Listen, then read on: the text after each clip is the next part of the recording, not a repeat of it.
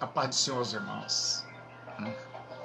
É com muita alegria que mais uma vez estamos aqui para mais uma aula do nosso estádio, Seminário Teológico à Distância.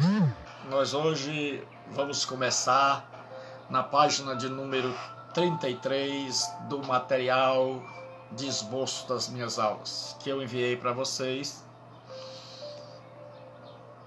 O tema da nossa aula de hoje é a extensão do cânon. O tema da nossa aula de hoje é a extensão do cânon.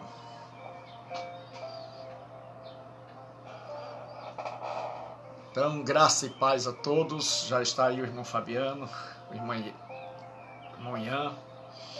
Então, vamos lá para a extensão do cânon. Página de número 33 no material de vocês.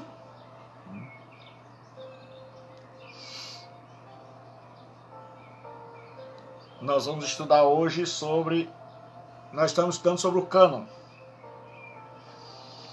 A lista de livros considerados inspirados. Então hoje nós vamos estudar sobre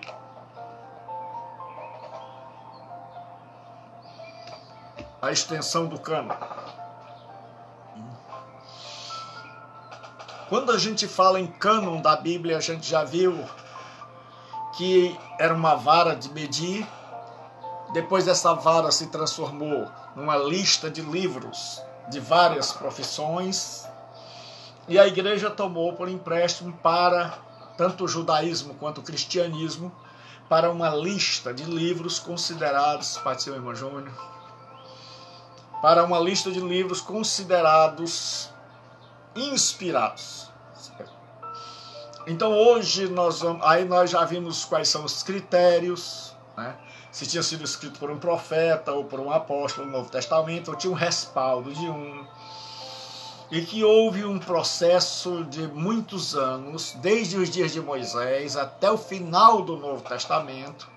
Aí o Velho Testamento, o Antigo Testamento, ele foi canonizado, ou seja, os livros agora estão definidos.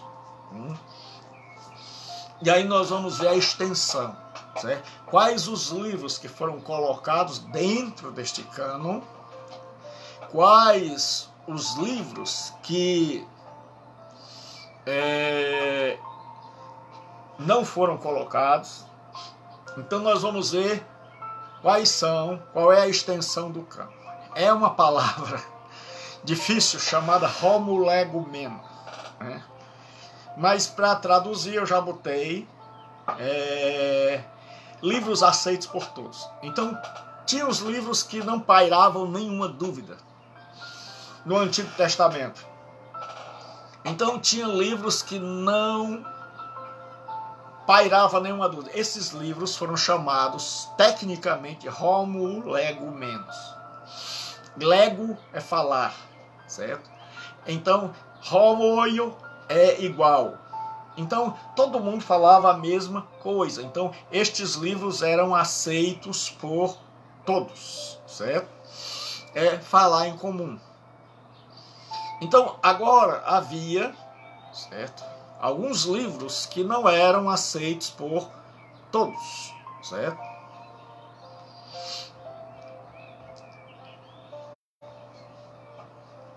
Então a maioria dos livros, depois de estudada, foi aceita e colocada no cânon. Alguns livros foram deixados em stand-by, porque havia algumas dúvidas ainda que pairava, que precisava de um estudo mais acurado, para que o cânon chegasse a nós de forma mais criteriosa possível. Então alguns livros ficaram em stand-by.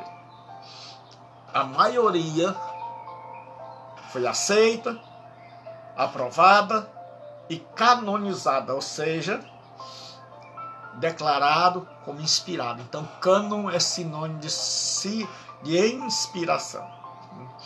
5 livros ficaram em stand-by porque os teólogos judeus tinham ainda algumas coisas a estudarem neles. Eram os livros de Cântico dos Cânticos, ou Cantares de Salomão, Eclesiastes, Esté, Ezequiel e Provérbios. Estes livros mereciam um estudo ainda maior. Então eles deixaram estes livros em stand-by. Então o que aconteceu com esses livros chamados de antilegumentos, certo? Eram livros que tinham, esses 5 livros, receberam o nome, anti quer dizer contra, lego, falar. Ou seja, havia opiniões que diziam, olha rapaz, esses livros podem não ser inspirados. Então, quais eram os livros? Eram Cântico dos Cânticos, e alguns estudiosos da escola de Shammai, que eram rabino, consideravam esse cântico sensual em sua essência. Então, quando eles foram estudar o livro de Cântico dos Cânticos, uma parte dos teólogos disseram, rapaz, esse livro é muito sensual, ele parece falar da sensualidade, da sexualidade. Então eles deixaram stand-by. O livro de Eclesiastes tinha uma objeção, certo? Eles achavam que o autor do livro era muito cético. Então eles deixaram também em stand-by. O livro de Esté, certo? E o livro de Cantares não tinham nome divino, nenhum dos nomes, nem Elohim, nem Jeová, nem Adonai, nem El Elyon. Então não tinha o nome Deus. Então, por não ter o nome Deus, eles disseram, vamos com calma. E o livro de Ezequiel, havia pessoas dentro da escola rabínica que pensavam que o livro de Ezequiel era antimosaico em seu ensino, ou seja, ele se contradizia com a Torá. O livro de Provérbios, a objeção centrava-se no fato de alguns dos ensinos do livro de Provérbios parecerem incompatíveis com outros provérbios. Certo? Então agora nós vamos ver por que eles e como é que isso se resolveu. Então eu creio que você que está nos acompanhando já percebeu que a coisa não era tão fácil. E que nada chegou para nós fácil. O livro de Cântico dos Cânticos, eles estudaram e reestudaram, porque todos os outros tinham sido incluídos no cânon. Mas esse, até que eles descobriram que o livro dos Cânticos tinha 3 focos, 3 enfoques, que esse livro revelava. Em primeiro lugar, ele era um livro para escrever sobre o amor dentro do casamento, sobre a sexualidade dentro do casamento. Que o autor, ao escrever, tinha por objetivo instruir aos casais como procederem santamente dentro da lua de mel. Esse era o primeiro enfoque.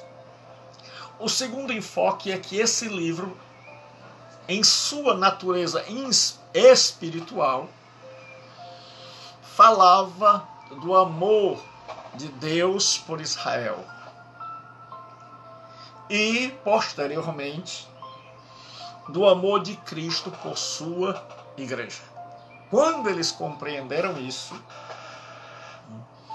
que este livro falava era um livro para ensinar, para celebrar a sexualidade dentro do casamento. Aí eles compreenderam que esse era um livro canônico, inspirado por Deus, que Deus tinha inspirado o autor a mostrar a questão da importância da sexualidade dentro do casamento. E aí ele vai mostrar o livro de Cântico dos Cânticos entre as declarações de amor entre o noivo e a noiva e depois que eles se casam. E aí na lua de mel ele vai mostrar, aí ele vai dizer com palavras simbólicas, porque ali é poesia, e ele falando que a esposa era virgem, porque naquela época só se casava com uma virgem, ele diz: jardim fechado és tu, amada minha. Jardim fechado significa que ela era diferente das outras mulheres, que ele vai chamar: tu não és uma porta aberta. Uma porta aberta significa uma mulher que já tinha tido experiência sexual, mas que a mulher devia se casar virgem, por isso ela era chamada de jardim fechado.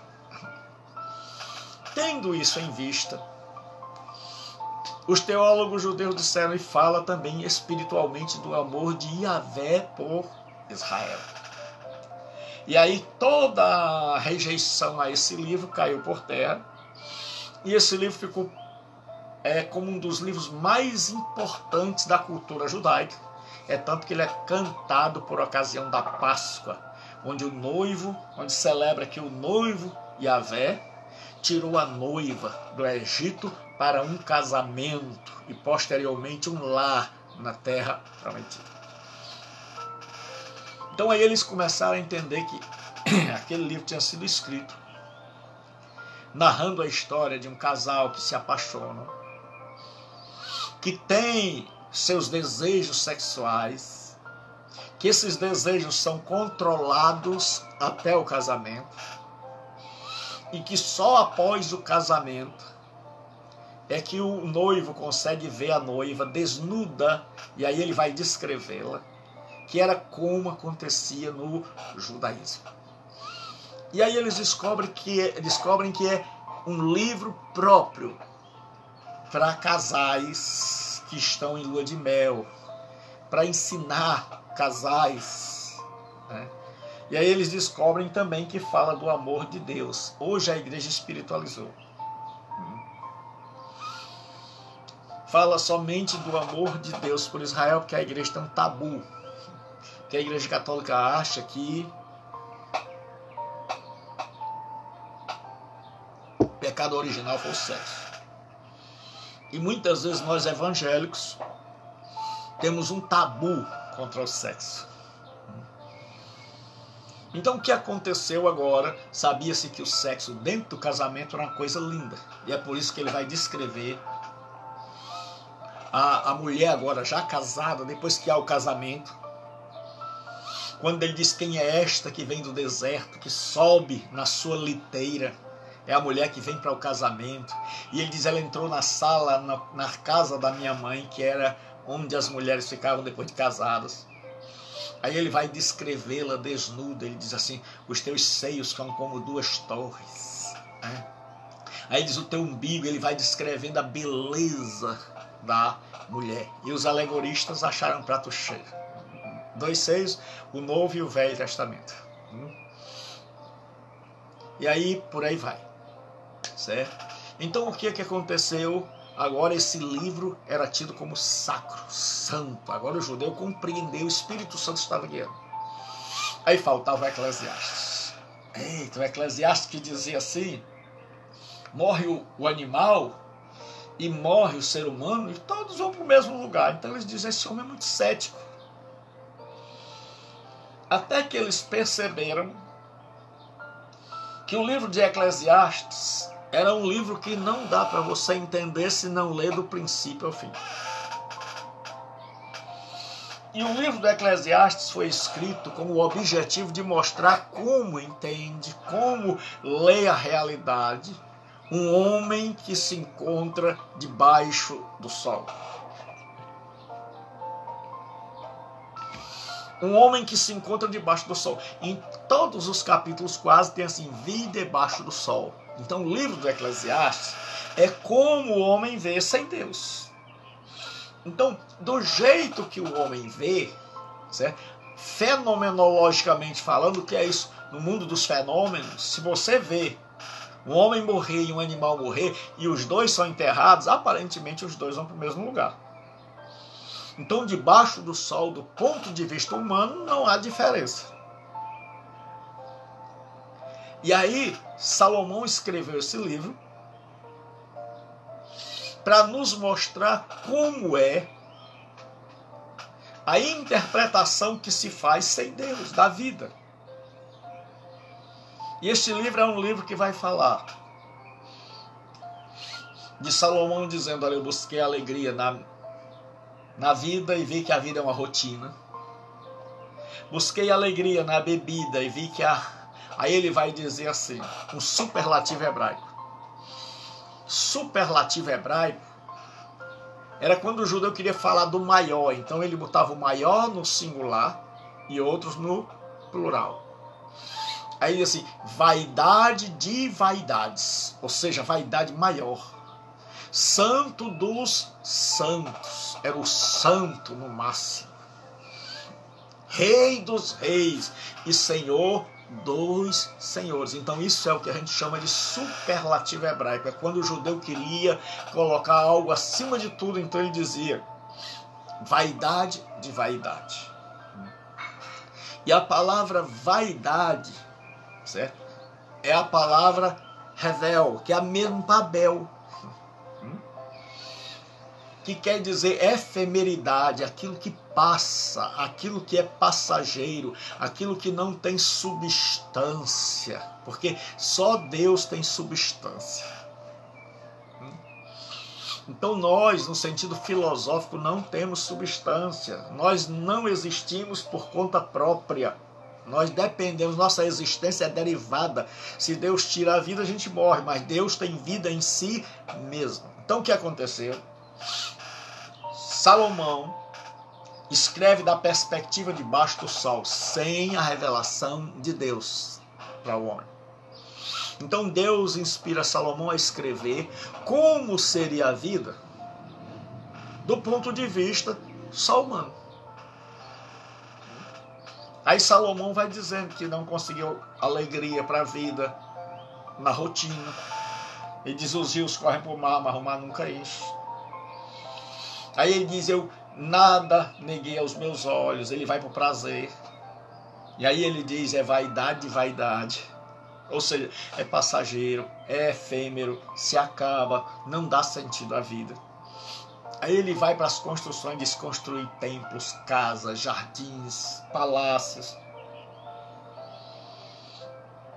E aí ele descobre que tudo é vaidade. Aí ele vai caminhando para o fim da vida. Ele diz, eu estudei muito, escrevi muitos livros.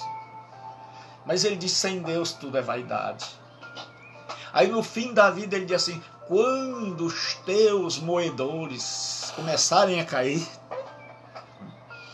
moedor é dente ali. Ele já está no fim da vida, ele está imaginando o fim da vida, ele está dizendo, olha, quando os dentes começam a cair, quando o cordão de prata começa a cair, porque o judeu tinha um cordão pendurado na janela, e aí com o passar do tempo aquele cordão ficava velho, esbagaçado. Então ele está dizendo o seguinte, aí ele termina dizendo assim, esta é a etapa, e o pó volte ao pó de onde era, e o espírito volte a Deus que o deu. Aí ele chega a uma conclusão. Ele só vai chegar a essa conclusão no final. Ele diz, a conclusão que eu cheguei, examinando todas as etapas da vida, é que a única vida que faz sentido é tema o Senhor e guarde os seus mandamentos. Então quando eles leram o livro como um todo, quando eles perceberam que Salomão estava dizendo, não há felicidade nisso, não há felicidade nisso, não há felicidade nisso, e só no fim é que ele vai chegar a uma conclusão, aí ele disserá, agora a gente entendeu. O livro de Esther, um dos grandes problemas é porque o livro de Esther não tinha o nome divino. E aí eles descobriram porque esse livro contava a história do livramento de Deus por meio de uma rainha, que o nome dela em hebraico era Radassa, e que foi transformado em Esté, porque ela se tornou rainha do Império Persa, e que ela foi o instrumento de Deus para livrar o povo da morte planejada por Amã, e foi por causa dela que se instituiu a festa do Purim, que é uma festa que se comemora até hoje em Israel, em agradecimento ao livramento que Deus deu ao seu povo em terra estrangeira. E aí eles disseram, não, Esté é um livro de Deus. Então eles leram muito até chegar em Ezequiel. Eles começaram a perceber que Ezequiel tinha escrito de forma apocalíptica, ou seja, com visões maravilhosas, com uma espécie de fim de mundo, mas que Ezequiel não tinha sido contrário aos ensinos de Moisés, pelo contrário. Porque eles descobriram que a Kavod, que é o que o povo chama hoje de Shekinah, Shekinah não tem na Bíblia hebraica. Shekinah é o nome que o judeu deu depois que a Bíblia foi encerrada, para a glória de Deus. Mas a glória de Deus manifesta é Kavod. Ezequiel era um sacerdote, por isso ele tem visões com o templo. Deus se revela a Ezequiel de modo que Ezequiel possa entender. Então, ele sabia que a glória de Deus desceu sobre o templo, desceu primeiro no tabernáculo, lá quando no livro do Êxodo, os sacerdotes foram investidos de autoridade, e aí a Bíblia diz que o fogo de Deus desceu e acendeu o altar, é por isso que aquele altar não podia se apagar. E hoje a gente interpreta errado, o fogo arderá continuamente no altar, nunca se apagará. A gente entende como dar grito, dar um bocado de pulo, marchar. Mas aquele fogo é porque eles tinham oferecido as ofertas, as 5 ofertas, olá, holocausto, minha, a oferta de manjares, a oferta de cereais, shelamima, a oferta pacífica, hatat, do pecado, e asham, oferta pela culpa. Quando eles ofereceram as ofertas corretas, aí o fogo de Deus desce para dizer que eles têm a aprovação de Deus e acende o altar dos holocaustos. E agora era trabalho dos sacerdotes não deixar a chama se apagar. Assim como um dia Deus acendeu a chama no meu coração e no seu, é nosso dever trabalhar para que essa chama acendida por Deus nunca se apague. Para não deixar que essa chama se apague. Porque ela foi acendida e Deus diz, arderá noite e dia sobre o altar. Então qual era o trabalho do sacerdote? Era estar removendo a cinza e botando mais fogo. Era de estar sempre alimentando aquele fogo, para que aquele fogo nunca se apagasse, porque tinha sido acendido não por homens, mas era o sinal da aprovação divina. Então Ezequiel vê a glória de Deus saindo do templo. Significa que o povo de Israel tinha quebrado a aliança. E por isso Deus foi embora. Mas Ezequiel vê a glória de Deus voltando no futuro para o novo templo. Significa que um dia Deus vai perdoar a nação de Israel. E significa que essa segunda glória, que é a glória da segunda casa, porque muita gente interpreta errado, diz a glória da segunda casa é maior do que a da primeira. Mas se você comparar a segunda casa feita com o tempo de Esdras, nem chegava perto, nem de longe, da primeira casa feita por Salomão. O templo de Israel passou por 3 reformas. Primeiro ele foi construído por Salomão, Depois ele foi reconstruído nos dias de Neemias e Esdras. E depois sim ele foi ampliado pelo rei Herodes para agradar os judeus. Então Herodes fez uma obra monumental. Então quando o autor, lá nos dias de Esdras, está dizendo que a glória da segunda casa será maior do que a primeira, é porque a segunda casa é a igreja. E a glória de Deus desceu sobre a igreja no dia do Pentecostes. A glória que tinha se afastado da nação de Israel, ela desce agora sobre a igreja composta até então de judeus para cumprir a profecia de Ezequiel e o kavod de Deus. A glória de Deus, modernamente chamada de Shekinah, desce sobre a igreja e se cumpre, porque todas as profecias vão ter seu cumprimento na igreja, que é o Israel de Deus. Qual era o grande problema com o livro de Provérbios? É que Provérbios tinha algumas coisas que eles não conseguiam entender. Então Provérbios dizia assim: não ensine ao tolo segundo a sua estutícia. E depois dizia assim: ensina ao tolo segundo a tua estutícia.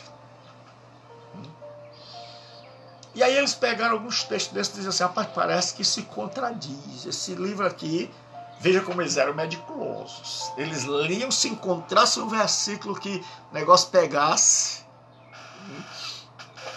E aí eu digo sempre: louvado seja Deus que botou judeu para fazer isso, esse Estado brasileiro.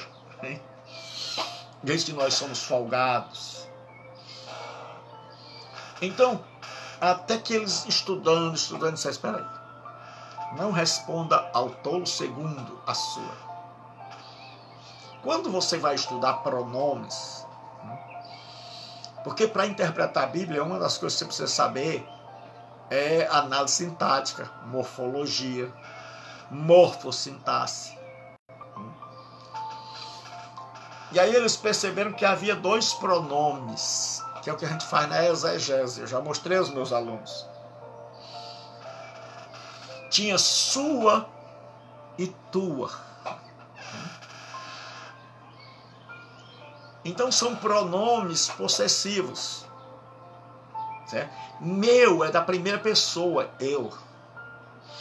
Teu é de você, com quem eu estou falando. E sua é de alguém de quem nós estamos falando. Então, quando a Bíblia diz não responda ao tolo segundo a sua, é segundo a astutícia dele. Porque há um emissor. É Salomão. Há um receptor, que o livro de Provérbios foi escrito para ensinar o homem judeu, o jovem judeu, como viver no dia a dia. Como se comportar, como se calar diante de uma autoridade. O que dizer e o que não dizer, o que não fazer. Era um livro para educar a pessoa, por isso que tem 31 capítulos, um para cada dia. Então ele diz assim: não responda ao ímpio segundo a sua astutícia, ou seja, a astutícia dele, sua, dele, terceira pessoa. É porque quando a gente estuda, você vai ver que tem os pronomes, certo? Pessoais, do caso reto. Eu, tu, ele, nós, vós, eles. Os pronomes oblíquos, átomos. Me, te, se, lhe, os, as. Certo? Vos, nos, se, lhes, os, as. E tem os pronomes atos tônicos. Comigo, a mim, a ti, contigo, a si, consigo, a nós, conosco, a vós, convosco, a si, consigo. E existem os pronomes possessivos. E cada pronome se refere a uma pessoa. Meu, primeira pessoa. Teu é o pronome com quem eu estou falando. Seu é o pronome dele, do outro. Então, quando Salomão está ensinando aos seus discípulos, ele está dizendo, não responda ao ímpio segundo a sua, terceira pessoa, a astutícia dele. Responde-o segundo a tua. Certo? Aí eles entenderam. Isso é o que a gente chama de exegese. É você traduzir o texto, interpretar o texto. Então, quando eles começaram a interpretar, eles disseram, Salomão não está se contradizendo. Salomão está dizendo para não responder segundo a astutícia do ímpio. Para não se nivelar a ele, mas responder segundo a nossa sabedoria. Certo? Aí, pronto. Começaram a ler o livro de Provérbios, começaram a descobrir, rapaz, o grande problema era a falta de interpretação, era a falta de exegese. Então, quando resolveram esses problemas, aí esses livros foram incorporados e agora eles eram canônicos. Então, agora tem 39 livros que não paira mais nenhuma dúvida, que não resta mais nenhuma dúvida, então se encerra o cânon do Antigo Testamento. Mas, como eu disse, tinha vários tipos de livros.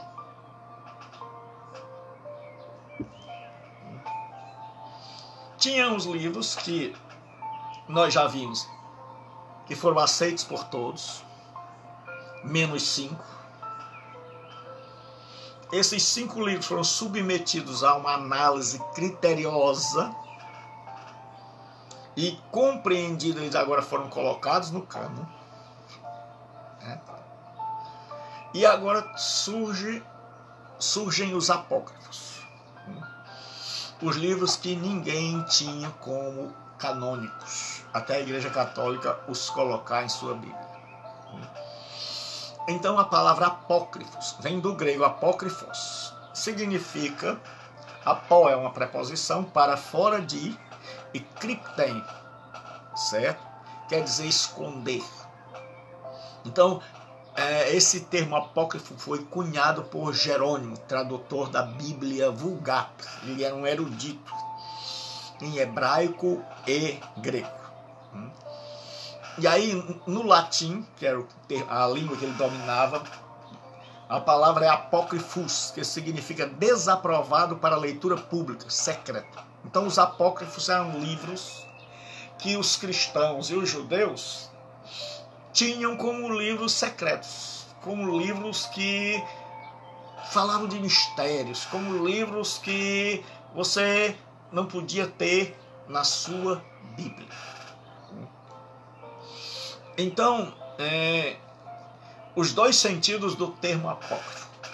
A palavra apócrifo são os 7 livros que a Igreja Católica colocou, mas existiam mais, que é Judite, Tobias, 1 Macabeus, 2 Macabeus, certo? Sabedoria. Então eles tinham 2 sentidos. No grego secular significava oculto ou difícil de entender.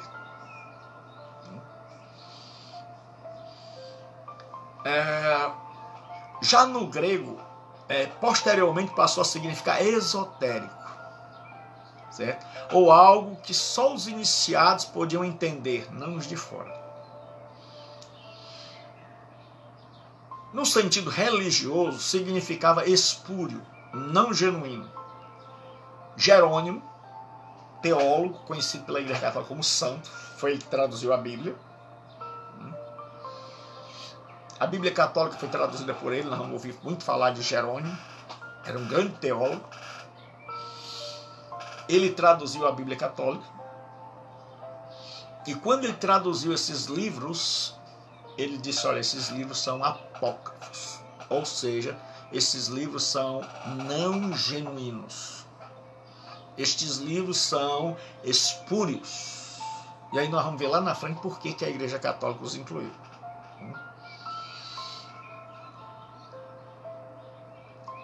E eu vou dizer logo, para que a gente possa... O que aconteceu?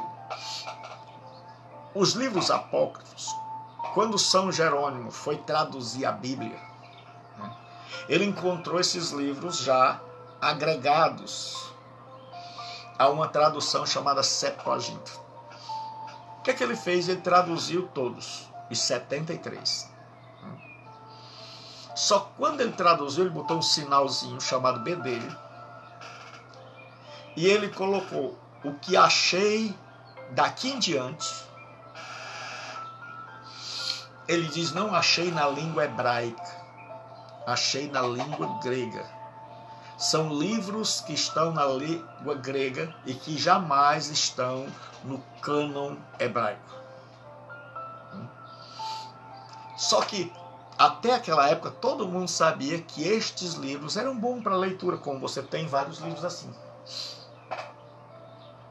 Você tem vários livros, você sabe que esses livros aqui são bons para leitura, mas não são inspirados como a Bíblia. Então, até a Idade Média, todos sabiam que os livros apócrifos não podiam ser colocados no mesmo nível dos livros canônicos. Lembre, canônico significado sinônimo de inspirado. Então o que aconteceu? Quando houve a reforma protestante e os crentes tinham a Bíblia, era um retorno à Escritura. Porque nós estamos precisando de uma reforma.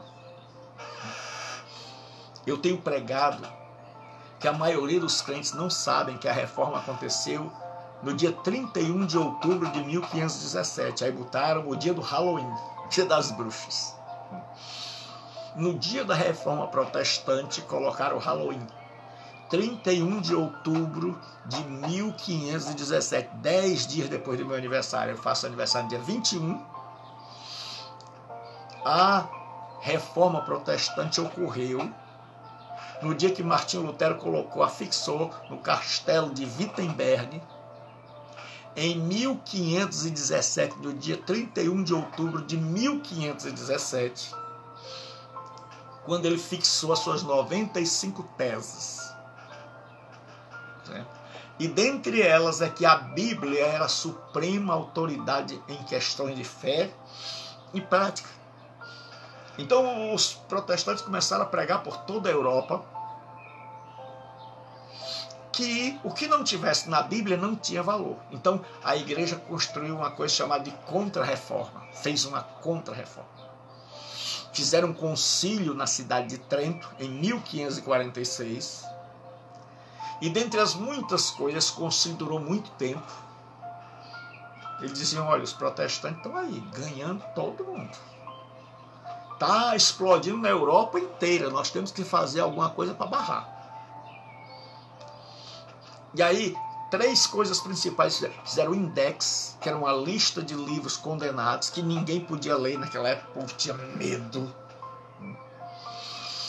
E no index tinha a tradução da Bíblia de Lutero para o alemão. Estava proibida. Os livros protestantes também. Criaram a Companhia de Jesus, os chamados jesuítas, o Santo Inácio de Loyola. Certo? E esses jesuítas tinham que sair pelo meio, eles eram teólogos, eles tinham que sair pelo meio do mundo combatendo o protestantismo. Se não desse para ganhar na teologia, tinha que ganhar na marra. E eles convertiam os índios, o pessoal não entende. Ah, por que tem mais católico? Porque quando eles chegavam numa colônia, eles pregavam assim, seu índio, ou o senhor se converte, se batiza ou morre. O que você acha que a pessoa fazia? Então eles botavam uma carabina na cabeça do índio e diziam, o que você vai ser? Você vai ser um pagão ou você vai querer que a gente batize você?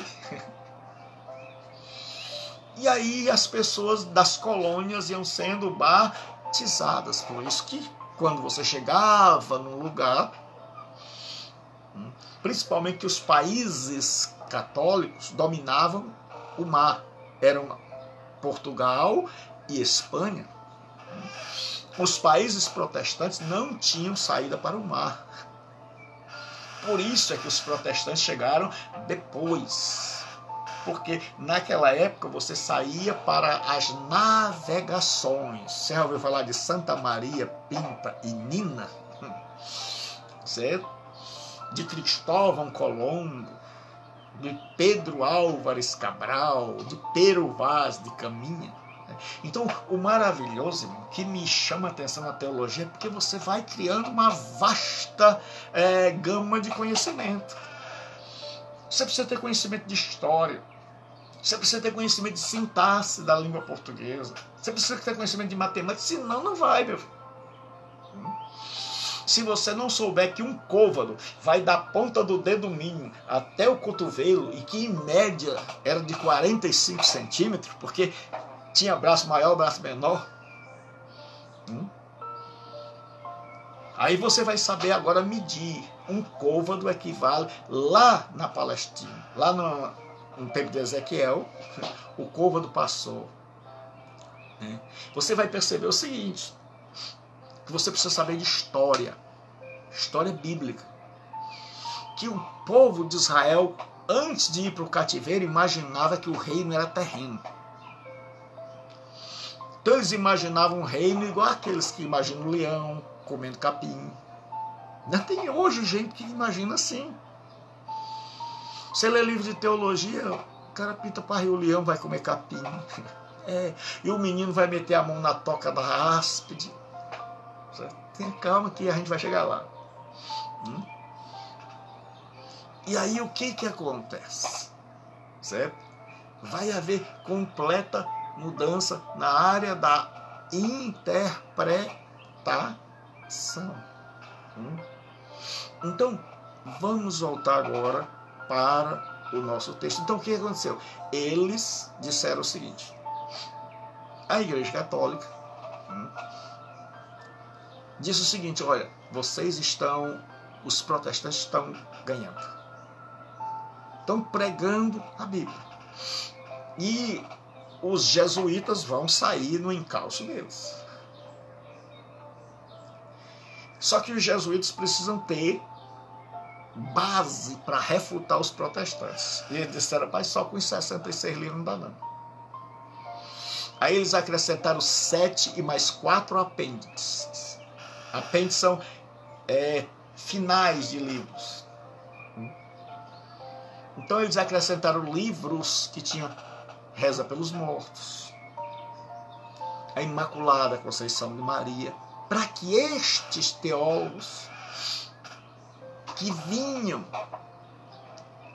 na perseguição, o que se chama de contra-reforma, só numa noite eles mataram 23 mil huguenotes, crentes franceses, dormindo, na chamada Noite de São Bartolomeu.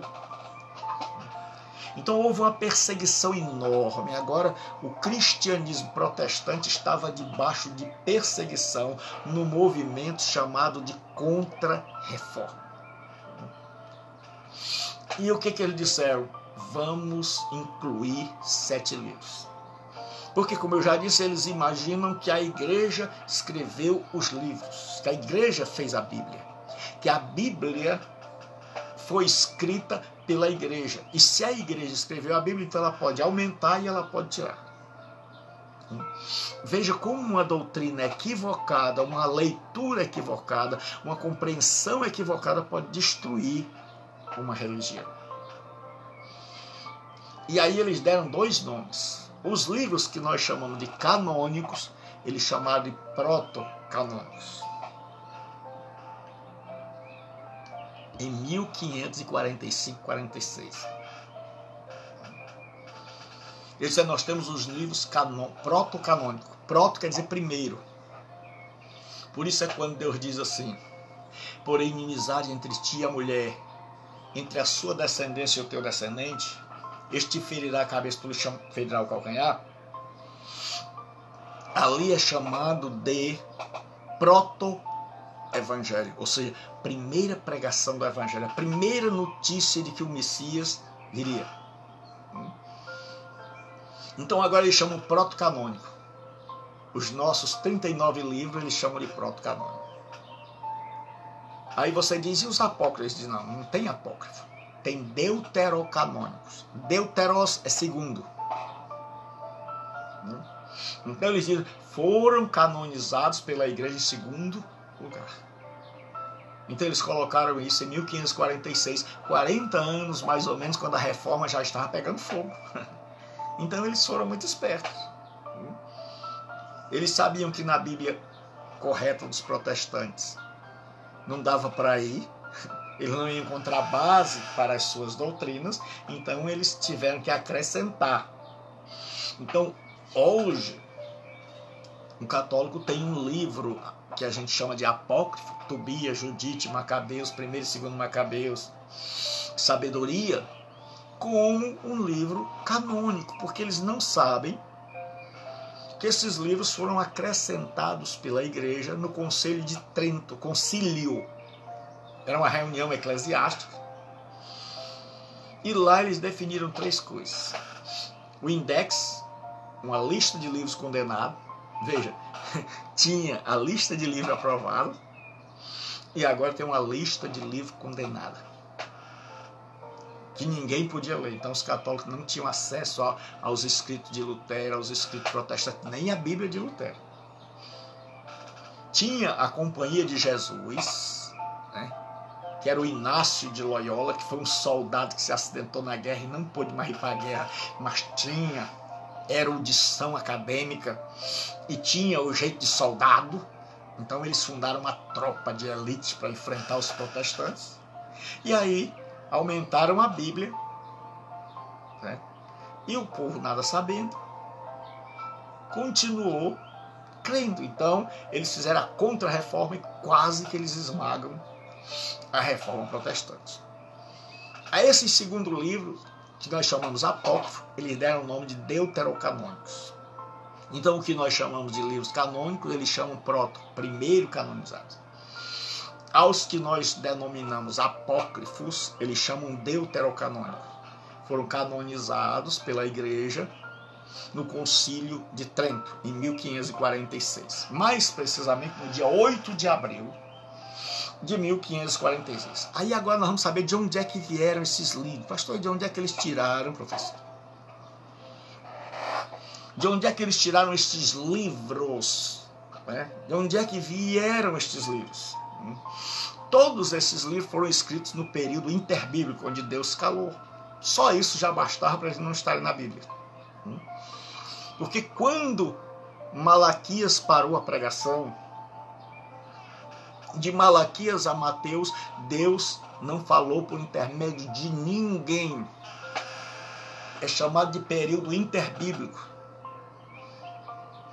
É por isso que quando João Batista vem dizendo raça de víboras, o machado está posto, a raiz das árvores, o povo aflui, o povo corre, o povo quer, porque está 400 anos que não houve um profeta. Estão morrendo de fome. Não quero saber se esse profeta é educado ou não. Se esse profeta pega leve ou se pega pesado. Eles estão com fome. O grande problema nosso hoje é que nós estamos de barriga cheia. É pregação demais. A gente acabou banalizando a palavra de Deus. Então, por 40 anos, o povo de Israel, por 400 anos, o povo não teve. E nesses 400 anos, então, os homens, porque nesses 400 anos foi o tempo em que o Império Persa caiu e o Império Grego de Alexandre o Grande, grego-macedônio, Filipe da Macedônia, juntou, e Alexandre, filho de Filipe, tornou-se o conquistador mundial. E nesta época, a Grécia tomou conta do mundo, ensinou o mundo a falar grego e colocou no mundo a cultura grega. Então é por isso que quando Jesus nasce dentro de uma cultura grega. E aí os romanos dominaram os gregos, venceram os gregos militarmente, mas perderam intelectualmente. Os gregos dominaram a cultura. Então os romanos mandavam no mundo nos dias de Jesus, mas mandavam com a cultura grega. A cultura é a grega. Então o que acontece? Estes livros foram escritos no tempo em que Deus se calou. Só isso já era suficiente para dizer, ó, não cremos. Agora deixa eu fazer uma ressalva. Esses livros não são do diabo. Não são livros malignos, se você ler você vai se desviar. São livros para leitura que são bons. Principalmente o livro de 1 Macabeus, que eu aconselho a pessoa a ler. Mas se o crente não lê o livro inspirado, vai ler um livro não inspirado? É só eu mesmo, né? Só eu mesmo, tenho muita fé. Então o que acontece? Por que, pastor? Porque o livro de 1 Macabeus vai contar para mim e para você o que aconteceu entre Malaquias e Mateus. Porque quando a gente chega em Mateus, está tudo diferente. Tem um rei, Herodes, certo? Tem os fariseus, os saduceus, os essênios, os zelotes. E aí a gente diz assim, peraí, quando terminou, não tinha esse negócio de fariseu, não tinha saduceu. Mas esse povo surgiu, esses movimentos religiosos, esses partidos, surgiram justamente quando Deus se calou. Os fariseus querem dizer separados. Porque eles no começo, para você ter uma ideia, farisaísmo era o que tinha de melhor na cultura judaica. Quando a gente lê o Antigo Testamento, o Novo Testamento, a gente pensa que fariseu não prestava. Jesus bate de frente com os fariseus. Por que Jesus bate de frente com os fariseus? Porque era o melhor que tinha. E o melhor era daquele jeito. É como se Jesus viesse hoje e ia bater de frente com os evangélicos. É? Por quê? Porque os saduceus eram da linhagem sacerdotal, tinham assumido a cultura grega, não criam em ressurreição, não criam em espírito, só criam nos 5 livros de Moisés, não criam nos profetas. É tanto que eu vou preparar um sermão sobre patologia judaica no cristianismo. Doenças. Então eles eram dominados por Roma. E tudo isso aconteceu nesses 400 anos. Lá escreveram muitos livros. Muitos. E destes muitos a Igreja Católica escolheu 7. Que todos foram escritos. Certo? Os apócrifos passaram a figurar entre os canônicos a partir da Septuaginta. Septuaginta foi a primeira tradução verdadeira do hebraico para a língua grega, que nós vamos ver. Então, quando traduziram, o que aconteceu? Eles juntaram esses livros, mas até então todo mundo sabia que esses livros não eram inspirados. Era como se você tivesse uma Bíblia e junto dela a harpa. Então ou um cântico. Ou então mapas. Ou então notas de rodapé. Então você sabia. É como se você tivesse uma Bíblia comentada. Quando você tem uma Bíblia comentada, você sabe que até o comentário é a palavra de Deus. Do comentário em diante é o autor explicando. Então naquela época as pessoas sabiam, ó, esse livro é inspirado, esse aqui não. Mas em 1545, 46, aí a igreja declara que esses livros são tão inspirados quanto os outros. Os apócrifos foram traduzidos junto com os canônicos por Jerônimo na Vulgata Latina. Jerônimo foi para Belém para traduzir do grego, porque a Bíblia foi traduzida primeiro do hebraico para o grego, do grego para o latim.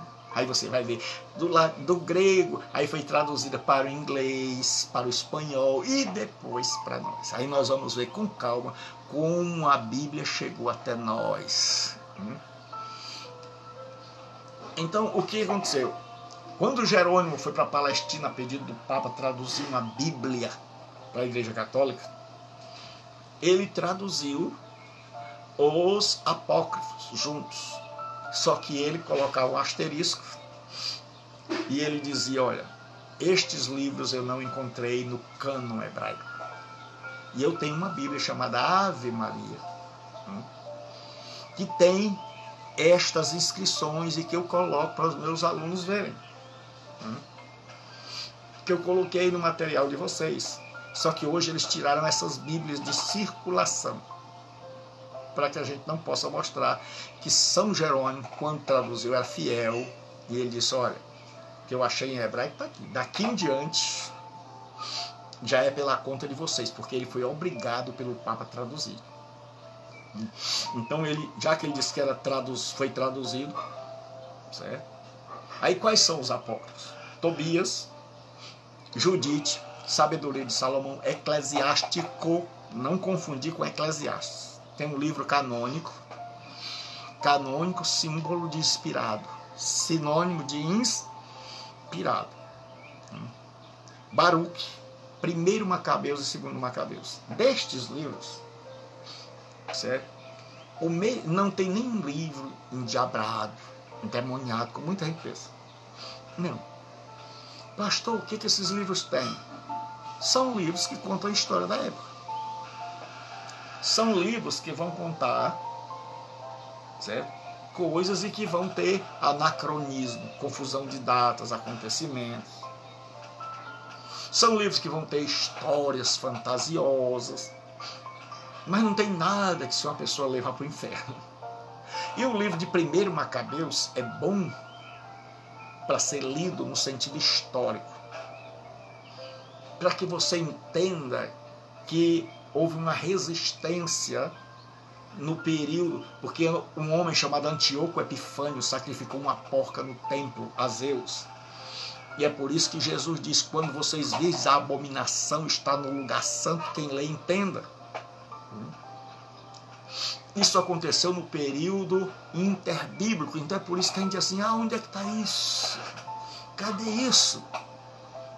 Porque a única informação que nós temos, assim, bem ampla, sobre o período interbíblico está nesse 1º livro de Macabeus. É por isso que geralmente todos os teólogos estudam esse livro como fonte histórica, não como um livro inspirado, mas para saber. Porque aí se levanta uma família chamada de Macabeus e eles lideram uma revolta, certo? E aí depois eles são esmagados pelos romanos, e aí os romanos destituem os sacerdotes e botam quem eles querem. E quando Jesus vem, quando nós abrimos as páginas do Novo Testamento, o mundo agora já é um mundo dominado pelos romanos. Mas a gente só vai entender isso se a gente conhecer a história. Então, tem uma disciplina chamada de período intertestamentário, que é para você entender a história. Então, esse livro, certo? E existe apêndices, coisas com acréscimos. Apêndices são acréscimos. O livro de Esther tem, do capítulo 10 ao capítulo 16. O livro de Daniel tem 3. Tem o Cântico dos 3 Santos Filhos. Tem a história de Susana, porque a nossa Bíblia, se você pegar a nossa Bíblia, termina no capítulo 12. A Bíblia católica, o livro de Daniel, tem 14 capítulos. E qual é o grande problema desses livros? É porque eles ensinam heterodoxias. Pastor, o que é isso? É porque você vai perceber que o seminário que você está fazendo não é um seminário superficial. Não é um seminário por cima de algumas apostilas. Por isso que eu digo que você não recebeu apostilas. O que você recebeu foi o esboço das minhas aulas. Só o esboço. É por isso que não tem comentário. E eu ainda boto um pouco de coisa, porque eu sei que muitas vezes se a gente mandar só o esboço, o aluno só lê aquilo. Porque o ideal é que você leia os livros que eu mandei. Os livros que estão lá, que você possa pesquisar e adquirir esses livros para continuar estudando, para se aprofundar. Então, héteros quer dizer diferente. Doxa quer dizer glória, opinião, doutrina. Então, heterodoxia é doutrina diferente. Ortodoxia, doutrina correta. Ortopraxia, prática correta. Então, orto quer dizer correto. Doxa, doutrina. Então, ortodoxa é uma doutrina correta. Ortopraxia quer dizer uma prática correta. Então, não adianta eu ter uma ortodoxia, eu saber da doutrina correta, se eu não pratico a palavra de Deus. E outra coisa, heterodoxia é diferente e doxa, doutrina. Então estes livros ensinam doutrinas diferentes. Então os apócrifos são chamados assim, porque quando você lê os apócrifos, você vai ler e você vai ver que existem doutrinas diferentes, certo? Então diz assim, um anjo ensinando artes mágicas. No livro de Tobias, na Bíblia Católica, Ave Maria, e aí eu coloco o nome para que ninguém se zangue, para que ninguém fique melindrando, para que qualquer pessoa possa ir lá e conferir. Se você é cristão de tradição católica, tem o meu respeito, certo? Eu estou citando algo que está na sua Bíblia, nas Bíblias antigas, que as novas eles tiraram, mas a Bíblia que eu estou usando é a Bíblia Católica Ave Maria, certo? De onde eu tirei o texto que nós vamos ler. Então o anjo disse-lhe, abre e guarda o coração, o fel e o fígado, que servirão para remédios muito eficazes. Ele assim o fez. A seguir, ele assou uma parte da carne do peixe que levaram consigo pelo caminho. Salgaram o resto, para que lhes bastasse até chegarem a Rages, na média. Entretanto, Tobias interrogou o anjo. Azarias era o nome do anjo. Meu irmão, peço-te que me digas qual é a virtude curativa desta parte do peixe que me mandaste guardar. O anjo respondeu-lhe, se puseres um pedaço do coração sobre brasa, a sua fumaça expulsará toda espécie de espírito mau, tanto do homem quanto da mulher, e impedirá que ele volte de novo a eles. Então você vai ver que os modernos movimentos têm mais de livro apócrifo do que de Bíblia. Então o anjo está ensinando aí, porque é um anjo que vai fazer uma caminhada com Tobias, e o anjo diz, guarde o coração, guarde o fígado desse peixe. E aí ele pergunta, para que é isso? Ele diz, para expulsar demônios. Então você vai começar a ler, e você vai começar a notar quão diferente eles são dos livros. Outra coisa é que esses livros ensinam que a esmola apaga pecado. Mais uma vez, na Bíblia Católica, Ave Maria, todas as citações que eu estou usando aqui, eu tirei da Bíblia Católica Ave Maria, que é uma das mais respeitadas. Ele diz assim, Tobias, capítulo 12, versículo de 8 a 9, que você, se não for cristão evangélico, pode conferir aí para ver o que eu estou dizendo, e estou dizendo com todo respeito a vocês. Certo? Boa coisa é a oração acompanhada de jejum, e a esmola é preferível aos tesouros de ouro escondido, porque a esmola livra da morte. Ela apaga os pecados e faz encontrar a misericórdia e a vida eterna. Tobias 12, 8 e 9. Então esses livros ensinam heterodoxia, doutrinas de fé. O judeu tinha 3 pilares na sua religião. Era a esmola, a oração, certo? E a oferta. E o jejum, desculpa. A esmola, a oração e o jejum. É por isso que no seu sermão principal, no sermão do monte, Jesus diz, quando deres esmola, não faça tocar trombeta. Quando orares, não ore para todo mundo ver. E quando jejuares, não desfigures teu rosto, porque eram os 3 pilares. E aqui o livro ensina que ele apaga os pecados. Né? Aí tem a oração pelos mortos. No livro de 2 Macabeus 12, 42 a 46, diz assim: e qualquer pessoa que quiser conferir se o que eu estou dizendo é verdade ou não, daqui eu vou lhe dar o texto. 2 Macabeus, capítulo 12, os versículos 42 a 46, da Bíblia de edição católica mais respeitada, chamada Bíblia Ave Maria, certo? Então diz assim: e puseram em oração para implorar-lhe o perdão completo do pecado cometido. O nobre Judas, que era o Judas Macabeu, da família Macabeia, falou à multidão exortando a evitar qualquer transgressão, ao ver diante dos olhos o mal que havia sucedido aos que foram mortos por causa dos pecados. Em seguida fez uma coleta, enviando a Jerusalém cerca de 10.000 dracmas, para se oferecer um sacrifício pelos pecados. Belo e santo modo de agir, decorrente da sua crença na ressurreição. Porque se ele não julgasse que os mortos ressuscitariam, teria sido vão e supérfluo rezar por eles. Mas se ele acreditava que uma bela recompensa guarda os que morrem piedosamente, era esse um bom e religioso pensamento. Eis porque ele pediu um sacrifício expiatório para que os mortos fossem livres de suas faltas, segundo Macabeus 12, 46 a 48.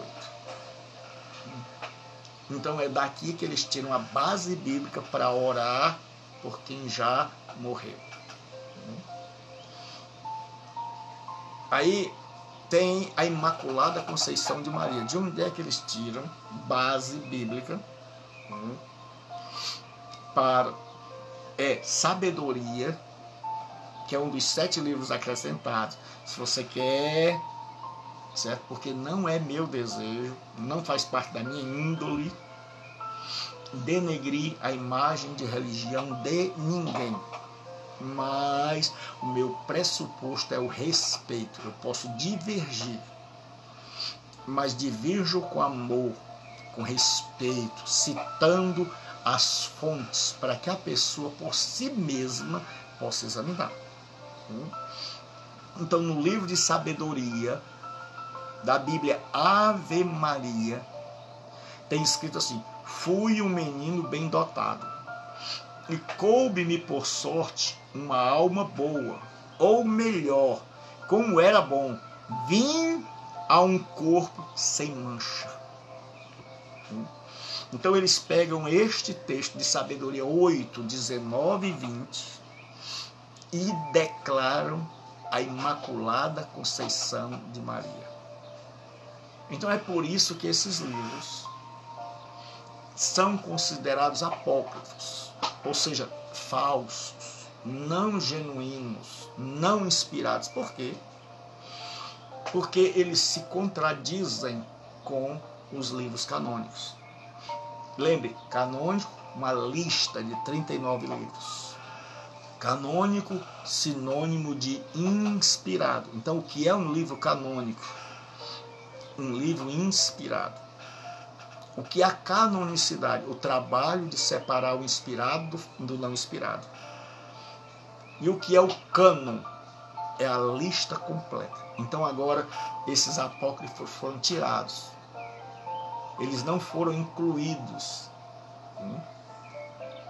Mas a igreja os tem como livros. E eles ensinam doutrinas divergentes. Certo? Na Bíblia, em nenhum lugar você vai ver a oração pelos mortos. Você vai encontrar que a esmola paga pecado, porque só o sangue de Jesus Cristo apaga pecados. Então veja como é importante a gente estudar. Mas eu estou ensinando aqui não para você humilhar as outras pessoas, senão você vai estar pecando. Eu estou ensinando aqui para você saber, para você poder dialogar e dialogar em amor. E você poder explicar para as pessoas em amor e dizer assim, olha, eu quero dizer para você isso. Eu estudei sobre os apócrifos. Eu li os livros apócrifos, está aqui. Eles ensinam isso, está aqui a referência, como meu professor me deu. Eu tenho maior respeito por você, por sua religião, porque eu sei distinguir catolicismo, o ismo, a doutrina do católico. Então, eu não concordo com a doutrina. Eu não concordo com a inclusão dos livros apócrifos, mas eu amo os católicos. Eu não faço confusão. Tem um monte de crente e um monte de católico que faz confusão. Confunde a pessoa com a crença. Então eu posso não concordar com a crença, mas eu tenho que amar a pessoa. E amar a pessoa não significa também que eu tenho que concordar com a crença. Certo? Então, aos católicos, nós amamos vocês. Nós não concordamos com a crença ensinada pelos líderes de vocês. Aí é diferente, mas não concordamos em amor. Nós não somos aqui terroristas que tentamos destruir a Igreja Católica, que vamos tentar agredir a Igreja Católica, que vamos faltar com respeito para com os católicos, não. Mas nós vamos nos dar o direito de divergir e de pregar aquilo que nós acreditamos ser a verdade com fundamentação. Então, o que acontece? Nós vimos agora, hoje, nós vimos sobre os livros. Que tipo de livro nós vimos hoje? Os livros Rômulo Argumentos, ou seja, aqueles que foram aceitos, que o povo olhou e disse, fechado. Os teólogos examinaram, disseram, pronto, esses aqui, 5 livros eles disseram, fica em stand-by. Esses livros não são hereges, mas a gente precisa dar uma leitura melhor para saber se tira, coloca. Quando eles pegaram Eclesiastes, Ezequiel, Provérbios, Cantares, Esther, e eles foram ler com mais cuidado, eles perceberam que eram livros profundos, livros inspirados. Então eles colocaram dentro do cânon, e aí o cânon se fechou. 39 livros. Mas escreveram outros livros. E estes livros receberam o nome de apócrifos. Apócrifos eram livros não inspirados. Como eu já disse, não são livros do diabo. Não são livros de magia. São livros religiosos que contam história de religião, certo? Escritos por pessoas da época que viveram no tempo em que Deus se calou. E nesse tempo surgiram os fariseus, os saduceus, os essênios. Os gregos foram superados pelos romanos. E aí quando Jesus vem, a cultura do mundo é a cultura grega. Mas quem manda no mundo são os romanos. E aí o que acontece? Agora, sabendo disso, nós sabemos por quê. Então nós já vimos que tem 3 cânon. O do judeu, só o Antigo Testamento, é a Tanar.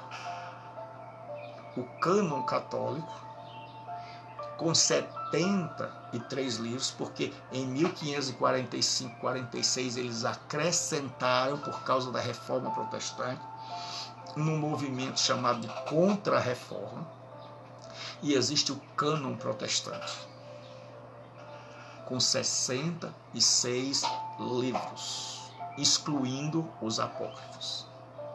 Então nós temos a Bíblia do judeu, 39 livros, mais os livros do Novo Testamento. Esse é o nosso cânon. É o livro, é a nossa regra de fé e prática. Então agora Deus nos deu uma Bíblia. E eu quero terminar essa aula hoje dizendo tanto trabalho para selecionar esses livros, para identificar esses livros verdadeiros, para que hoje a gente, você já imaginou, se deixasse para hoje, como é que a gente ia saber qual era um livro inspirado, qual era não? E eles colecionaram, juntaram em só volume. Trabalharam séculos. A pessoa morria e não terminava a obra. Outros copiaram de tal forma a contar as letras. E aí foram juntando e separando dos livros não inspirados. E fizeram o cânon, a lista de livros. E agora nós temos o cânon do Antigo Testamento. Para mim e para você. Tiveram todo esse trabalho. E o que nós fazemos? E tudo isso sob a inspiração divina. Tudo isso sob a regência do Espírito Santo. E por que e para que o Espírito Santo fez isso? Para a minha edificação, para que eu possa conhecer a verdade e ela vá me libertando. Para que eu possa ler e ela servir de norma, de baliza. E aí nós vamos em igreja que ainda expulsa demônio com fel, com coração de peixe, com sal.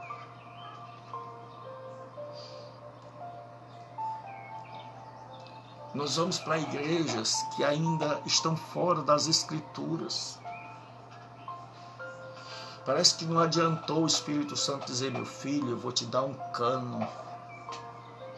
Eu vou te dar uma lista de livros inspirados para dirigir sua vida. Eu vou te dar uma lista de livros inspirados que custou muito trabalho. Eu vou te dar um Antigo Testamento pronto. Eu vou te dar um Novo Testamento pronto.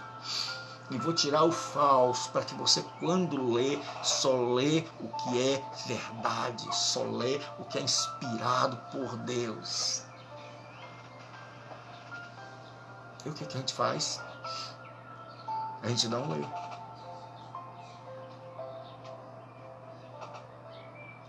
A gente não ouve uma explicação bíblica.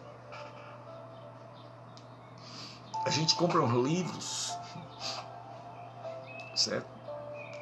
Que de Bíblia não tem nada.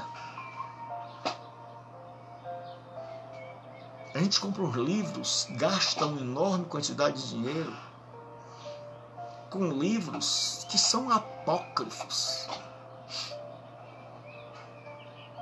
Certo? Heterodoxos, ensinam doutrinas diferentes, só que são escritos por pastores. Aí você dá uma oferta, ele manda, você lê. Mas você nunca comparou com os livros das Escrituras. Então a gente pergunta: o que adiantou o Espírito Santo ter tanto cuidado, trabalhar tanto na vida de homens, que leram tanto para entregar um cânon para nós não estarmos nem aí, para a nossa teologia ser uma teologia pragmática. O que é isso, pastor? É que se o bombom ungido funciona, então é porque é de Deus. É porque se a água benta funciona e a pessoa tomou e a doença saiu e o demônio gritou, então deve ser de Deus. É porque nós não nos guiamos mais pela autoridade máxima. E é por isso que nós temos tantas heresias entrando na igreja. E é por isso que muitas igrejas já não parecem mais evangélicas. E já não são. Porque não são mais norteadas pela escritura canônica. Porque nós estamos virando apócrifos. Nossas doutrinas estão virando doutrinas espúrias, doutrinas que não tem na Bíblia.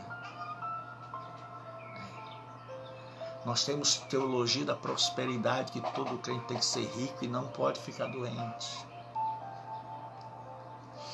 Nós temos teologia do riso, teologia do pregar na parede, que a pessoa fica pregada na parede, teologia do uivo, onde a pessoa fica uivando igual a lobo. Nós temos a história do manto, onde o fulano está no manto. Nós temos todo tipo de permissão de indulgência, de água consagrada nos montes, de lençóis gigantescos consagrados nos montes, de crentes que têm visão e essa visão se torna doutrina da igreja, de cultos onde nós temos 1h45 de pulo, de grito, de pregação. E aí quando você vai falar da pregação, tem 5 ou 10 minutos. Tem 5 ou 10 minutos para pregar. E aí as pessoas ainda dizem o mais importante é a pregação. Aí você vai fazer uma festa, entra bandeira, sai bandeira, conta a história. E quando a pessoa vai pregar, lê um texto, sai do texto e nunca mais volta para o texto. Ele não teve o cuidado. Ele não quer fazer você mudar, ele quer fazer você pular. E nós, como na maioria das vezes, não estamos dispostos a mudar, a gente está na unção do pulo. Eu já fui pregar em igreja onde o cantor que me antecedeu saía pulando, gritando, desceu, fez um show lá embaixo, botou o microfone na boca do povo e o povo disse: eita Deus! Só que ele levou azar, porque depois dele eu ia pregar. E quando ele vinha botar o microfone na minha boca, eu estava com a cara assim. Ele já tirava. Quando eu terminei, como era próximo à praia, eu disse: quer dar espetáculo? Vá ali para beira-mar e bote o chapéu. Eu disse: pessoal, me admira muito vocês. O cidadão cantou aqui não sei quantos hinos, não falou nada que tivesse em acordo com a Bíblia e vocês ficaram dizendo: fala, papai. Porque cada ovelha tem o alimento que merece. Vou repetir: cada ovelha tem o alimento que merece. Se você é ganancioso, se você não está nem aí para as implicações do Evangelho, se você não quer ver sua vida transformada, então você vai ouvir pregadores do pulo, do reteté, do sapateado, de gente que vai dizer que vai quebrar os dentes do cão. Porque é esse tipo de gente que você quer ouvir. E cada ovelha tem o pregador e o pastor que merece. Agora, quando você é sincero, quando você é temente a Deus e quando você começa a enxergar, você já não acredita mais em todo o movimento. É por isso que eles dizem que a teologia esfria. Ela não esfria. Ela faz a gente ter agora medidas para medir. A gente ser mais exigente. Eu cheguei uma vez no restaurante, a moça trouxe aqueles copinhos de beber cachaça. Eu disse: moço, pelo amor de Deus, eu não pedi uma cachaça. Eu pedi uma taça. Até hoje ela brinca comigo, porque é lá da nossa igreja em Morro Branco. E até hoje, para mexer comigo, ela traz sempre primeiro o copinho da cachaça. Mas é porque antes de você conhecer a palavra de Deus, você aceita qualquer grito. A pessoa vem, abre a Bíblia, lê o texto, sai do texto, nunca mais volta para o texto, dá 6 pinotes, fala em língua estranha, dá uns 3 murros na mesa, diz que está vendo anjo e você entra. Você vai. porque você não tinha parâmetro.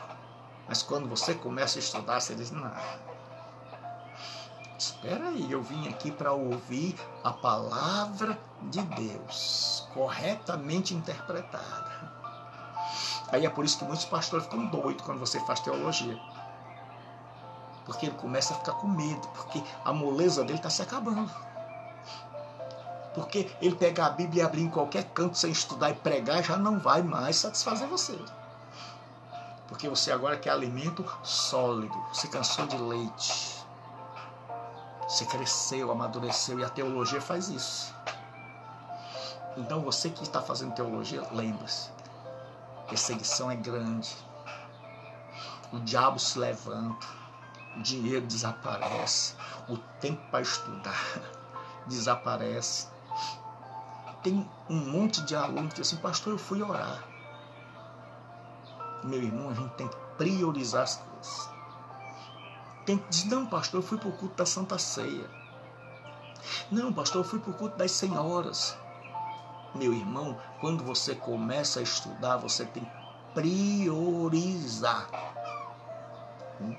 O Novo Testamento diz que Paulo explicava, ensinava. E Paulo fez um seminário em Éfeso. E foi a cidade que mais cresceu. Porque Paulo fez um seminário lá e explicou e ensinou durante muitos anos numa escola chamada Escola de Tirano. Tirano era um filósofo, porque naquela época era tão quente que as pessoas acordavam bem cedo, de madrugada. Eles trabalhavam. De madrugada você via gente trabalhando para quando fosse 11 horas encerrar. E só reabrir às 4 da tarde quando tinha passado o calor. Então o Tirano, ele dava aula de filosofia de madrugada até às 11, quando ainda o calor era suportável. Aí ele fechava as portas, todo mundo ia dormir. A história diz que era mais fácil você encontrar alguém dormindo depois das 11 em Éfeso e na província da Ásia, do que de madrugada. De madrugada estava todo mundo acordado. 11 até as 4 estava todo mundo dormindo. Sabe o que Paulo fez? Pegou esse momento quente e fez um seminário na escola de Tirano. Então, quando Tirano ia dormir, Paulo pediu emprestado o lugar para o seminário. E a Bíblia diz que Paulo ensinava todos os dias na escola de um certo tirano. Não tinha aula uma vez, tinha aula todos os dias. E diz de que horas? Enquanto estava todo mundo dormindo. Todo mundo descansando de um dia de trabalho. Os crentes estavam lá no maior calor do mundo. Fala, Paulo, ensina-me. Porque se eu aprender, então eu vou orar. Porque, irmãos, a gente tem que fazer opção. Nós, pentecostais, a gente começou tudo atropelado. O tradicional, primeiro ele vai para o seminário, faz a faculdade, depois ele vai pastorear. Nós não. Nós aceitamos a Jesus, recebemos um horror de cargo, e aí depois, um dia que a gente sente a necessidade de estudar, aí já tonto. Aí diz, eu não posso dia tal, não posso dia tal, não posso dia tal, eu não posso dia tal. Aí a gente acaba fazendo as coisas pela metade. A gente acaba fazendo as coisas com defeito. A gente acaba fazendo movimento sem deslocamento, que é cachorro correndo atrás do rabo. A gente trabalha muito, mas produz pouco. E por que a gente trabalha muito e produz pouco? Porque a gente não se prepara. A gente tem um cargo, mas não tem a preparação para o cargo. Então eu quero dizer para você uma coisa. Se você foi chamado por Deus para estudar, se Deus tocou no seu coração para estudar, então sacralize os dias do estudo. Então diga assim, pastor, nos dias do meu estudo, eu estou fazendo um curso para abençoar essa igreja.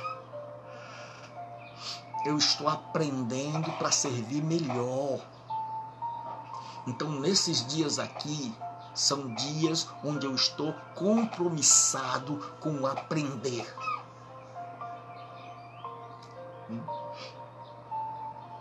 Porque eu já vi gente dizer assim, pastor, eu fui para o culto de senhoras.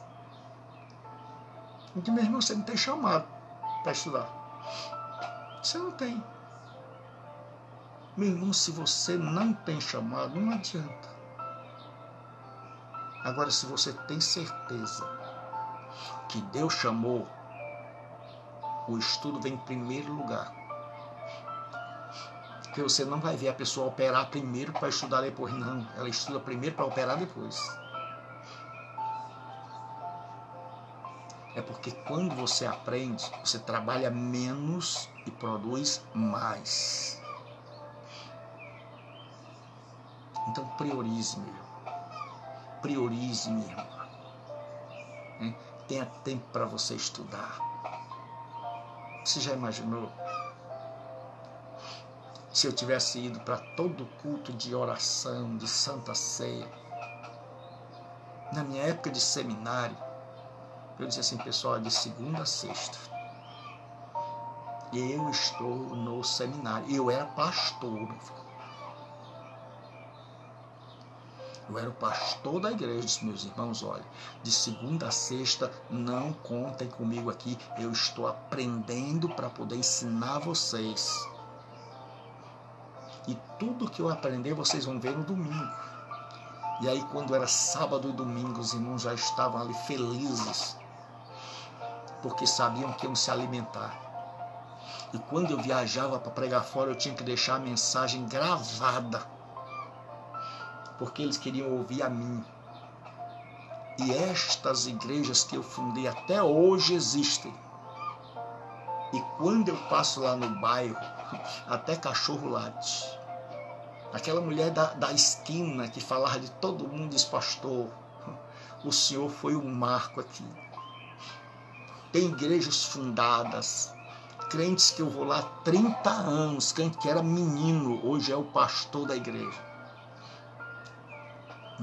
Que chega e diz assim, tá aqui, esse homem foi meu pai na fé. Porque eu sentava eles assim e dizia, senta aqui. Hoje a gente vai estudar a palavra de Deus. Era um monte de menino. Porque a primeira igreja eu só ganhei criança. E aí eu peguei os meninos e ensinei. O povo chamava assim a igreja do leitinho. Eu ensinei, eu disse, vocês têm que ter tempo para estarem aqui. E eles estavam lá em casa. Depois do meu trabalho de pelar galinha, que eu matava frango. E aí eu ia ensinar. Sabe o que aconteceu? Hoje, eles são os pastores das igrejas. Hoje eles estão tomando conta de campo. Hoje tem um Amazonas. Hoje eu chego lá e eu abraço crente que há 30 anos atrás se converteu, mas que nunca se desviou da fé. Por quê? Porque foram nutridos e alimentados pela palavra. Porque no sábado e no domingo eu investia tempo. Mas por que eu pude alimentá-los? Porque eu estudei. Eu tive a humildade de dizer, eu não sei. Eu tive a humildade, não adianta eu estar dentro da igreja de manhã, de tarde, de noite, sendo tesoureiro, presidente da mocidade, obreiro, co-pastor, sem saber de nada. Eu disse, o que eu vou passar para esse povo? Eu vou ser igual a eles. E aí eu corri atrás, caí de cabeça nos livros, estudei sem ter dinheiro. Eu vou dar um testemunho aqui, eu sei que as horas... Eu fiz 5 anos, nunca paguei. Mas por quê? Porque eu estava dirigindo uma igreja paupérrima. E eu não tinha nem o que comer, saía de casa sem ter o que comer. Cheguei no seminário, o pastor disse, pastor Gilberto, o senhor vai pagar o ano que o senhor fez o primeiro ano. Eu disse, pastor, eu saí de casa hoje, não tinha o que comer, nem gás. Minha mulher ficava em cima de um sofá, porque a água entrava dentro de casa. E ela dizia, olha para onde você me trouxe. E eu com fome, porque só tinha o dia do trem. que eu vinha do Maracanaú para cá, para o centro da cidade estudar. E ficava até às 3 horas para aprender hebraico, morrendo de fome. E aí o conselho da igreja viu o meu esforço e disse: não, a gente paga o primeiro ano. Eu disse: o segundo ano tá bom. O primeiro ano tá pago. O segundo ano eu me matriculei de novo, sem saber, porque eu queria aprender. Porque eu queria aprender. E aí eu me matriculei. Pastor, agora não tem mais. O conselho da igreja não pode pagar um segundo ano para o senhor. Eu só sei, pastor. Confio em Deus. Quando foi no segundo ano, um pastor amigo meu chamado Joselito, que tinha uma bolsa que ele ganhou, ele foi transferido para São Paulo. Eu disse: Joselito, você podia transferir essa bolsa para mim, que eu não tenho dinheiro nem para comprar os livros, eu estudava com o livro dos outros. E Gilberto, ninguém melhor do que você, a pessoa mais interessada aqui. Então ele me deu, pagou o segundo ano. E no terceiro ano eu não tinha mais nem o conselho da igreja, nem o Joselito. E eu me matriculei de novo. Eu disse: eu vou pela fé. Quando chegou no final do ano, tinha uma missionária que eu amo muito, que foi minha professora, ela e o pastor Rex, a missionária Rita Stoklas. E eu cheguei para ela e disse: irmã Rita, contei minha situação, disse: a senhora não podia conseguir lá no Canadá uma verba para pagar um ano para esse pastor velho aqui, porque eu não tenho nem o que comer direito em casa. Ela disse: Gilberto, eu vai ver, não garante nada. Quando foi um dia, ela chegou e assinou o cheque, pagou o terceiro ano. Chegava o último ano. Eu disse: agora não tem mais Rita, não tem mais conselho. Eu disse: Jesus, e agora me matriculei de novo. Porque eu priorizei. Eu orava de madrugada, eu estudava de madrugada. Tudo que eu tinha que fazer, eu fazia de madrugada. É por isso que até hoje eu só durmo de madrugada. Porque se eu tinha de orar, não dava para orar de dia. Porque se eu tinha que ir para culto, eu tinha que ir para culto de domingo. Porque eu priorizei estudar, eu priorizei a chamada de Deus.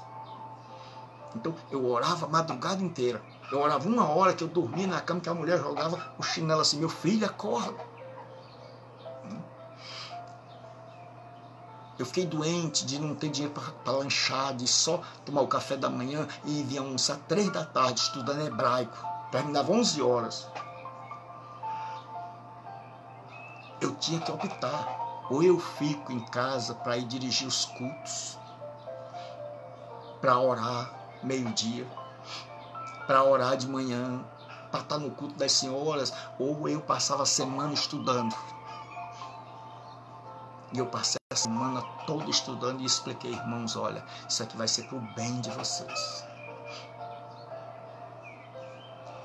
E aí quando foi no 4º ano, o diretor chegou e disse: aí, Gilberto, tem uma proposta para você. Eu disse: que foi? É porque você é um dos alunos que é pastor, e eu quero que você seja o capelão, o pastor dos alunos. O nosso capelão saiu e eu quero que você seja o capelão. Era o pastor Aldo Augusto da Rocha. Eu disse: pastor, não tem condição. Último ano, muito trabalho. Trabalho demais, pastor, eu estou aqui, não aguento de tanto trabalhar.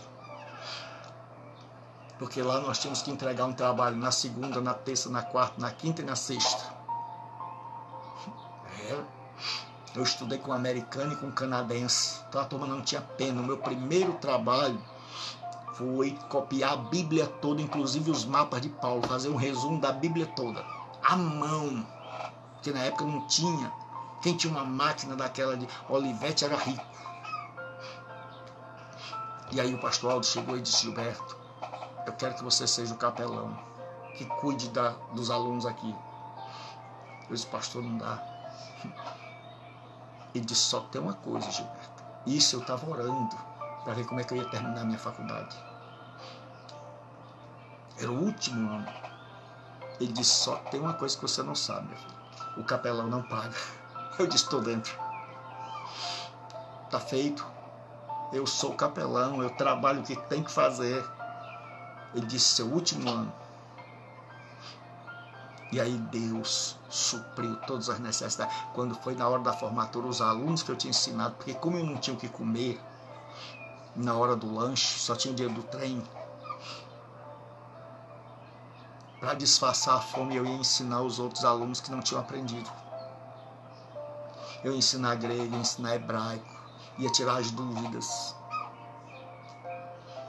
E aí, quando foi no final, ele disse, Gilberto, eu pago a tua beca.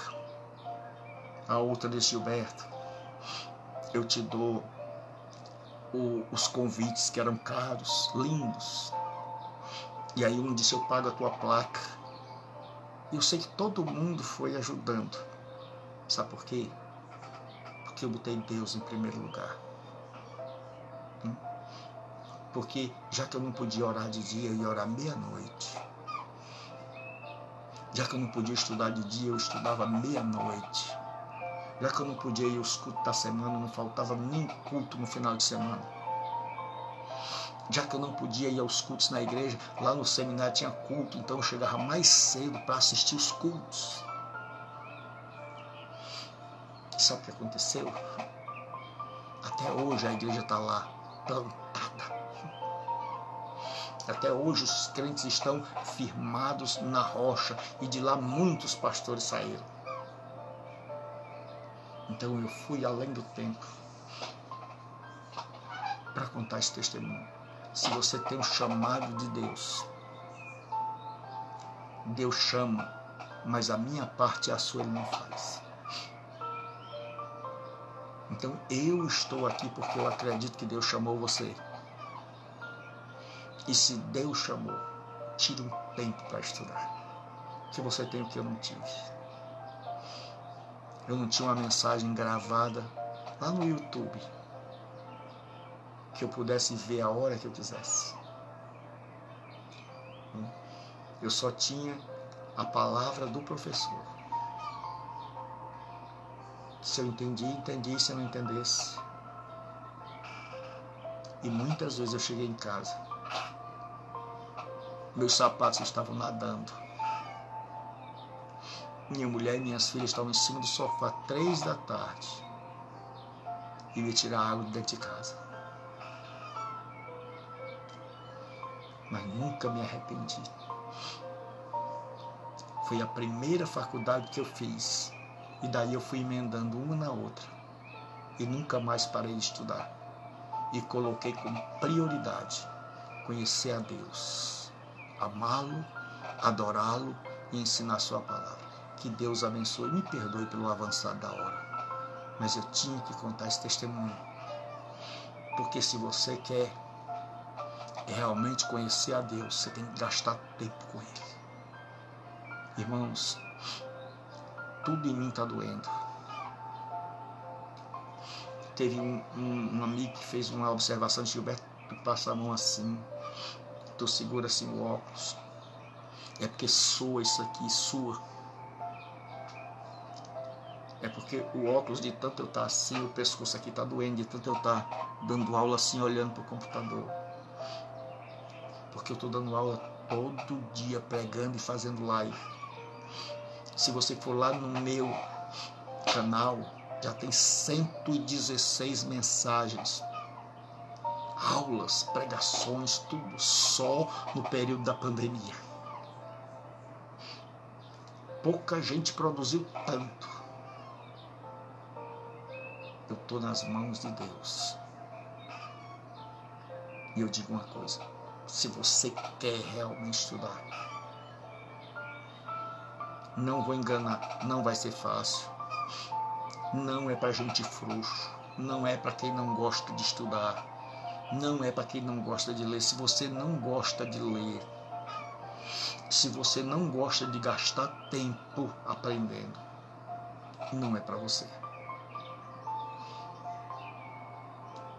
Agora, se você tem um chamado de Deus e você quer se preparar, porque Deus não chama os preparados, mas Deus prepara os chamados.